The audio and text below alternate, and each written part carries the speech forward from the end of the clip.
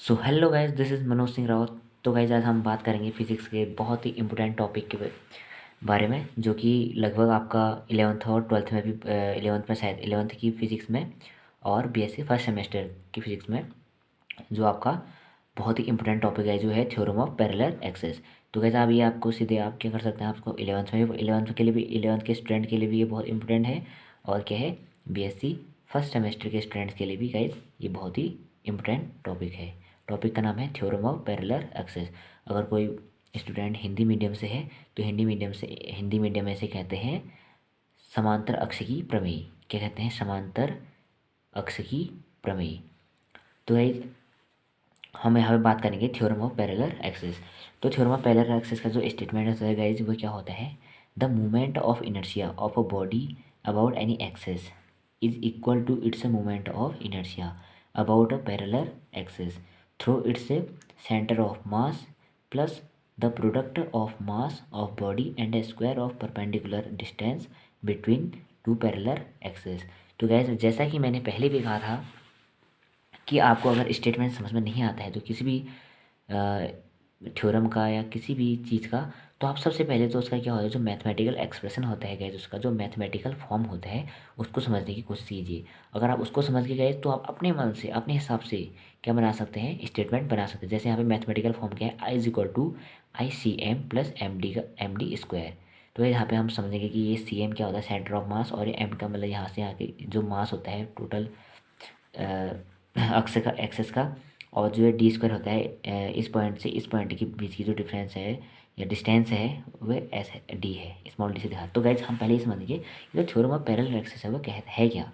तो ये कह रहा है कि द मोमेंट ऑफ इनर्शिया, क्या जड़त्व आघूर्ण, मूवमेंट ऑफ इनर्शिया को हिंदी में कहते हैं, द मूवमेंट ऑफ इनर्शिया को हिंदी में कहते हैं जड़त्व आघूर्ण। Movement of inertia of a body, किसी भी जो बॉडी है, किसी भी जो गए जो बॉडी है, जो उसका क्या होता है, मोमेंट ऑफ इनर्शिया होता है अबाउट एनी एक्सेस, किसी भी एक्सेस के साइड में, मतलब किसी अबाउट एनी, अबाउट मतलब किसी की ओर, किसी भी एक्सेस की ओर अगर क्या होता है, किसी भी बॉडी का जो मोमेंट ऑफ इनर्शिया होता है वो हमेशा किसके, वो हमेशा इक्वल टू होता है to its a moment of inertia, किसके, अबाउट अ पैरेलल एक्सेस, उस बॉडी के मोमेंट ऑफ इनर्शिया के बराबर होता है, जो क्या होता है, पैरेलल एक्सेस से होता है about a parallel axis through its centre of mass plus the product of mass of body and square of perpendicular distance between two parallel axis. तो गैस, बहुत ही ईजी वे में मैं आपको बता रहा हूँ कि जो मोमेंट ऑफ इनर्शिया होता है किसी भी बॉडी का, तो क्या होता है, अबाउट एनी एक्सेस, किसी भी एक्सेस के, और जो क्या होता है, किसी भी बॉडी का जो मोमेंट ऑफ इनर्शिया होता है गाइज, वो हमेशा इक्वल होता है किसके, its a moment of inertia about a parallel axis. क्या होता है, इसके मोमेंट ऑफ इनर्शिया के बराबर होता है about a parallel axis through its centre of mass, through its centre of mass के द्वारा, जो इसके सेंटर ऑफ मास होता है, जो गैस का जो सेंटर ऑफ मास यानी द्रव्यमान जो केंद्र होता है, प्लस उसमें क्या कर देंगे हम, plus the product of mass, the product of mass and the square of perpendicular distance between two parallel access. ठीक है। तो देखिए ये क्या है, ये जो हमारा है ये मास ऑफ बॉडी है, मास ऑफ बॉडी हो गया, और ये जो डी स्क्वायर है ये जो आपके जो परपेंडिकुलर, ये क्या दिख रहे, ये पैरेलल एक्सेस दिख रहे, उन दोनों के जो बीच की जो परपेंडिकुलर डिस्टेंस है गाइस, ये क्या है, उनके बीच की डिस्टेंस है जो स्मॉल डी है, होल स्क्वायर मतलब का स्क्वायर दिखा रहे हैं। ठीक है। तो हम यहाँ पे कह सकते हैं जो मैथमेटिकल फॉर्म हो जाएगा इसका, I is equal to I C M plus M D square. यहाँ पे आई जो होता है वो क्या होता है, मोमेंट ऑफ इनर्शिया होता है। आई इज इक्वल टू क्या होता है, आई को बोलते हैं हम moment of inertia. I C M मतलब जो मोमेंट ऑफ इनर्शिया होगा वो किसका होगा, द्रव्यमान केंद्र का, I C M centre of mass of a body and it's a moment of inertia plus the product of mass of body and perpendicular distance between two parallel access. ठीक है। जो डी है ये परपेंडिकुलर डिस्टेंस है between जो two parallel axes हैं उनके बीच की जो दूरी है वो स्मॉल डी से दिखाया गया है। और जो है मास ऑफ बॉडी है किसकी है, ये इसका जो सेंटर ऑफ मास है उसका, प्लस इसमें जो प्रोडक्ट ऑफ मास होता है, product of mass of body and square of perpendicular distance between two parallel axis. तो गाइस, मैं एक बार फिर से आपको स्टेटमेंट और अच्छे से प्रूव करा देता हूँ कि स्टेटमेंट बता देता हूँ कि जो थ्योरम ऑफ पैरेलल एक्सेस कहता है गाइज, वो ये कहता है कि जो हमारा मोमेंट ऑफ इनर्शिया होता है, क्या होता है, जो मोमेंट ऑफ इनर्शिया होता है किसी भी बॉडी का, वो हमेशा क्या होता है, किसी भी एक्सेस के थ्रू, मतलब किसी भी एक्सेस की ओर क्या होता है, जो हमारा मोमेंट ऑफ इनर्शिया होता है गाइज, वो हमेशा जो सेंटर ऑफ मास है उसकी मोमेंट ऑफ इनर्शिया के बराबर इक्वल होता है, प्लस उसमें क्या होता है जो mass plus mass of body and जो परपेंडिकुलर डिस्टेंस होता है दो पैरेलल अक्षों के बीच में, जो डिस्टेंस का स्क्वायर होगा लेकिन जो क्या होगा परपेंडिकुलर डिस्टेंस होगा, क्या होगा पैरेलल अक्षों के पैरेलल एक्सेस के बीचों में। ठीक है, तो हमेशा एक इसके बराबर हो जाएगा, मोमेंट ऑफ इनर्शिया के बराबर। I C M plus M D square हमेशा आई के इक्वल टू हो जाएगा। तो जैसे हम इसको प्रूव करते हैं, जैसे पहले हम ड्रॉ के माध्यम से समझेंगे। जैसे आप देख सकते हैं हमारा ये हमारी कोई बॉडी है, मान लेते हैं बॉडी के हमारे कैपिटल एम है, कैपिटल एम है। और यहाँ से देख सकते हैं हमने दो यहाँ पे क्या ड्रॉ कर दिए हैं पैरेलल एक्सेस, क्या कर दिए हैं पैरेलल एक्सेस ड्रॉ कर दिए हैं। तो ये के एल क्या है पी क्यू के पैरेलल है, ये के एल हो गया, मान लिया इसको, ये पी क्यू मान लिया, इसको के एल मान लिया। और इन दोनों के जो बीच के डिस्टेंस है क्या है, वो स्मॉल डी है। और यहाँ इस पॉइंट से इस पॉइंट के जो डिस्टेंस है स्मॉल एक्स है। ठीक है, और ये कैपिटल एम जो है इस पूरे बॉडी का, होल बॉडी का क्या है, कैपिटल एम इस पूरे होल बॉडी का मास है। ठीक है, और मान सकते हैं हम कहीं कहीं पर इसको क्या हो सकता है, जो स्मॉल एम है वो क्या हो सकता है इन जगहों का, या इस पॉइंट का मास हो सकता है। ठीक है, तो हम इसको क्या करेंगे प्रूव करेंगे। तो क्या कहते हैं, moment of inertia of the particle along axis K L. तो एक्सिस के एल के अलोंग क्या होगा, जो ये एक्सिस के एल दे रखा है हमको, इसके अलोंग क्या होगा, मोमेंट ऑफ इनर्शिया जो होगा गाइस, हम क्या होगा, हम क्या लिख सकते हैं, I is equal to small M into D plus X का whole square. I is equal to M into small D plus X का होल स्क्वायर। तो क्या ये स्मॉल डी हो गया, ये एक्स हो गया, ठीक है, इसका whole square into small M.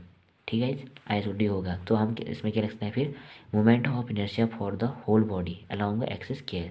ये तो हमने केवल मोमेंट ऑफ इनर्शिया के एल एक्सेस के उसके लिए निकाला, के एल एक्सेस के अलोंग। अब हम पूरे बॉडी के लिए निकालेंगे, मतलब होल बॉडी जो एक्स अलोंग पूरी बॉडी का। पहले तो हम केवल के एल के लिए निकाला ना, के एल एक्सेस के लिए निकाला।